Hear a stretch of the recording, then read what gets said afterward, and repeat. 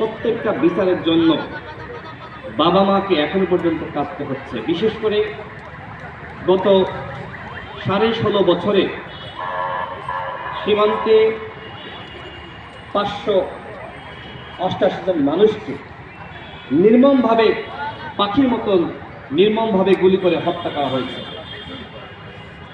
বাংলাদেশের মানুষকে তারা আসলে মানুষ মনে করে না, তারা বাংলাদেশের মানুষকে পশু মনে করে, পাখি মনে করে।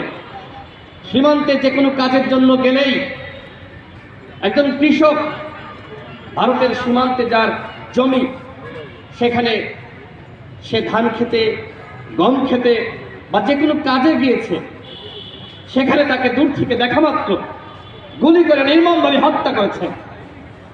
এ হলো ভারতের সংস্কৃতি। বাংলাদেশের মানুষকে তারা নাগরিক মনে করে না।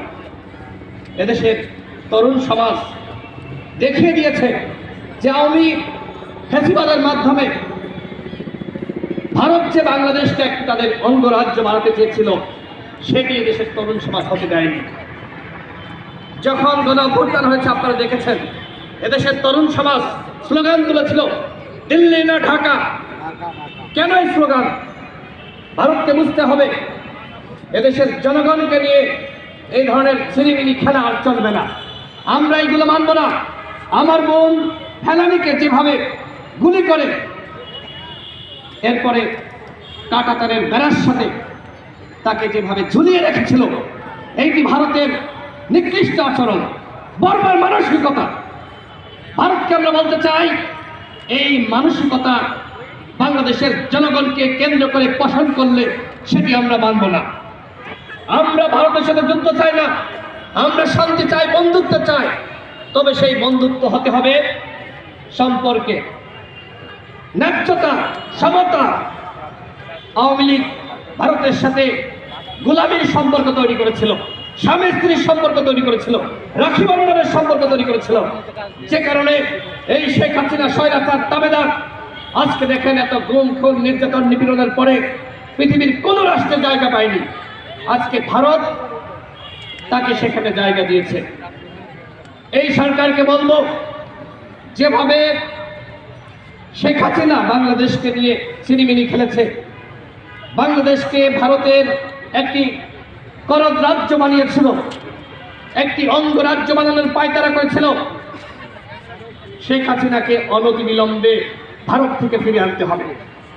সরকারকে বলবো, আপনারা ভারতের সাথে একটি ন্যায্যতার সম্পর্ক তৈরি করুন।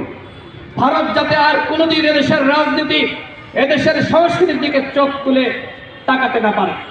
আমাদের দেশে কে ক্ষমতা আসবে, কে ক্ষমতা থেকে নামবে, সেই সিদ্ধান্ত একান্তভাবে নিবে এদেশের জনগণ।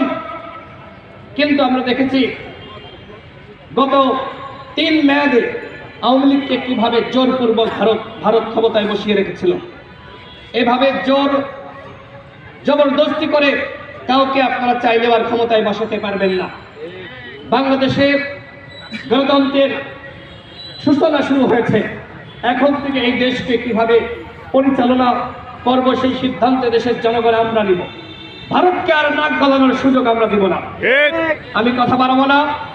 আমার বোন ফেলানির বাবা মা এখানে বক্তব্য রেখেছেন। সরকারের প্রতি আমার উদাত্ত আহ্বান থাকবে, আপনারা ভারতের সাথে কথা বলে এই হত্যাকাণ্ডের সুবিচার নিশ্চিত করুন এবং পাশাপাশি এই গণঅভ্যুত্থানে যারা শহীদ হয়েছে সেই গণহত্যার সুষ্ঠু বিচার করতে হবে।